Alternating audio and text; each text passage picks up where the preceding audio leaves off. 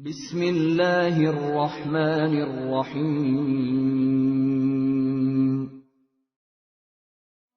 نحمده ونصلی علی رسولہ الکریم اما بعد۔ میرا محترم، یہ رمضان کا مہینہ جو ہم سے گزرتا ہوا جا رہا ہے اور پھر مغفرت کا عشرہ شروع ہونے والا ہے، اس عشرے کی بہت برکت ہے، یہاں تک کہ رمضان کا پورا مہینہ برکت سے بھرا ہوا ہے۔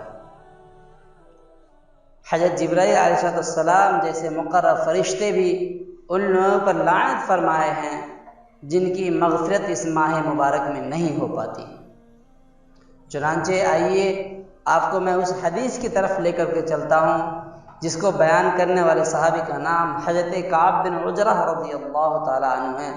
اس حدیث میں حضرت جبرائیل علیہ السلام جیسے مقرب فرشتے نے اور آپ صلی اللہ علیہ وسلم کے آمین نے ان تین شخص کے متعلق بددعا فرمائی۔ کون ہے وہ بدنصیب؟ کون ہے وہ بدنصیب انسان؟ کون ہے وہ بدنصیب مسلمان جس کے متعلق حضرت جبرائیل علیہ السلام بددعا فرماتے ہیں اور اس پر آپ صلی اللہ علیہ وسلم آمین کہہ کر مہر لگا دیتے ہیں۔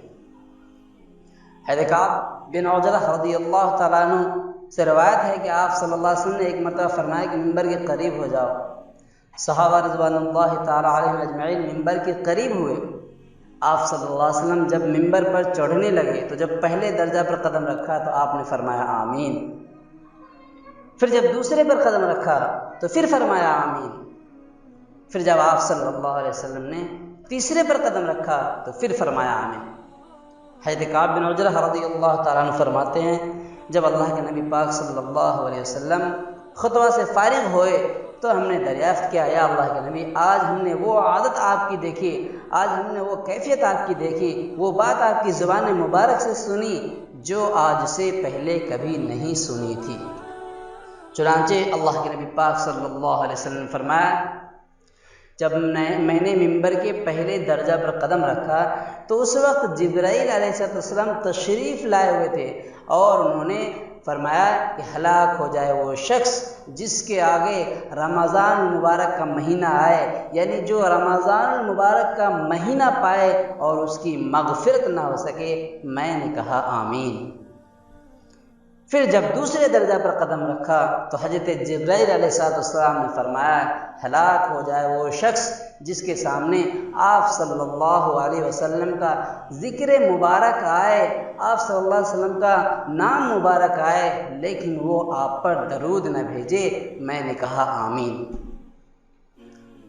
پھر آگے آپ صلی اللہ علیہ وسلم نے بیان فرمایا کہ جب میں تیسرے درجہ پر قدم رکھا تو جبرائیل علیہ السلام نے فرمایا ہلاک ہو جائے وہ شخص جس کے والدین یا ان میں سے کوئی ایک بڑھاپے کو پاویں اور وہ اس کو جنت میں داخل نہ کرائیں۔ میں نے کہا آمین۔ اس حدیث میں جبرائیل علیہ السلام نے تین بددعائیں دی اور حضور صلی اللہ علیہ وسلم نے ان پر مہر لگا دی، یعنی آمین فرمائی۔ سب سے پہلے تو ہمیں یہ بات سمجھ لینی چاہیے کہ حضرت جبرائیل علیہ السلام جیسے مقرب فرشتے کی بددعا ہی کافی تھی اور اس پر آپ صلی اللہ علیہ وسلم نے جب آمین کہا تو اس بددعا کو اور زیادہ سخت بنا دی۔ ان تینوں کا مختصر خلاصہ میں آپ سب کے سامنے پیش کر دوں کہ سب سے پہلے اول وہ شخص ہے جو رمضان کا مہینہ پاوے اور اس کی مغفرت نہ ہو سکے، یعنی کہ وہ اتنی عبادت نہ کر لے، اللہ کو راضی نہ کر لے روزہ سے، نماز سے، زکوٰۃ سے، دوسرے عبادات سے، جس کی وجہ سے اللہ اس کی مغفرت کر دے۔ اس لیے میرے بھائیو، یہ جو دوسرا عشرہ آنے والا ہے، جس میں مغفرت کا عشرہ آنے والا ہے، ان میں زیادہ سے زیادہ توبہ استغفار کریں، اللہ سے اپنی گناہوں کی مغفرت کرائیں۔ اگر ہماری مغفرت نہ ہو پائی تو آگے کی جو پچھلی حدیث ہم نے پڑھی ہے جس میں جبرائیل علیہ السلام بددعا فرماتے ہیں تو ہم ان لوگوں میں شامل ہو جائیں گے۔ اللہ ہم سب کی حفاظت فرمائے۔ دوسرا وہ شخص ہے جس کے سامنے آپ صلی اللہ علیہ وسلم کا ذکر مبارک آئے، آپ کا نام آئے اور وہ آپ پر درود نہ بھیجے۔ یہ بات قابل غور ہے اور قابل رشک ہے کہ آپ صلی اللہ علیہ وسلم کے احسانات اس امت پر بہت ہی زیادہ ہے، چنانچہ اس لیے درود شریف کی برکات بھی بہت زیادہ ہے کہ کوئی شخص ایک مرتبہ درود شریف اگر پڑھ لے تو اس کے لیے 10 رحمتیں نازل ہوتی ہے، 10 درجے بلند ہوتے ہیں، 10 خطائیں معاف ہو جاتی ہے، 10 نیکیاں اس کے نامہ اعمال میں لکھی جاتی ہے، حتیٰ کہ پوری زندگی میں ایک مرتبہ فقہ کرام کے نزدیک درود شریف پڑھنا واجب ہے۔ لیکن جب آپ کا ذکر آئے، آپ کا نام آئے، تو کوئی شخص اگر مکمل درود شریف نہیں پڑھ سکتا تو کم سے کم آپ صلی اللہ علیہ وسلم کے نام سننے کے بعد صلی اللہ علیہ وسلم ضرور کہے۔ تیسرا وہ شخص ہے جس کے والدین بڑھاپے کو پہنچ جائے، کیونکہ بڑھاپے میں خدمت کرنا لوگوں کو بڑا ہی مشکل ہوتا ہے۔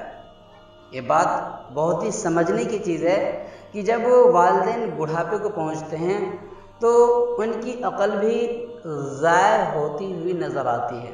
کبھی وہ کچھ کہتے ہیں، کبھی کچھ کہتے ہیں، کبھی غلیظی بھی ہوتی ہے۔ تو ان ساری چیزوں کو برداشت کر کے آدمی ماں باپ کی ایسی خدمت نہ کر لے جس سے کہ وہ جنت کا مستحق ہو جائے، کیونکہ خدمت اگر والدین کا اتنا زیادہ آدمی کرے، اتنا زیادہ کرے کہ والدین راضی ہو جائے، والدہ والد دونوں راضی ہو جائے، یا ان میں سے کوئی ایک بھی ہو تو وہ راضی ہو جائے، اللہ تعالیٰ اس کی خدمت کے برکت سے جنت کے فیصلے کر دیتا ہے۔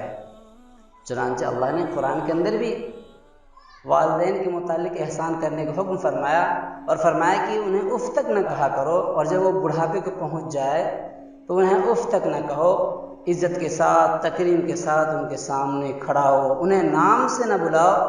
تو میرے بھائیو، اللہ تعالیٰ سے دعا کرے اللہ پاک ان تینوں حالات سے جن کے اوپر بد دعائیں کی گئی، ان میں ہم سب کی حفاظت فرمائے اور ان باتوں پر عمل کرنے کی توفیق نصیب فرمائے۔